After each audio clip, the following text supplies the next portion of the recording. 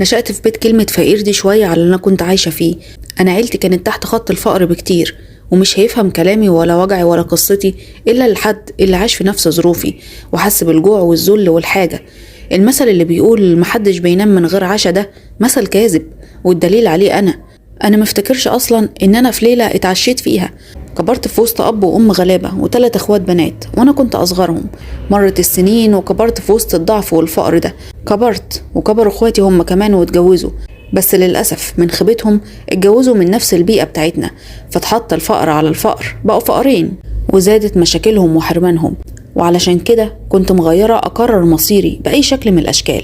وأسرع حاجة بالنسبة لي لحل المشكلة دي هو إن أتجوز راجل غني، كبير بقى صغير، مطلق أو عنده أطفال، أو حتى إن أبقى زوجة تانية أو رابعة، مش مهم.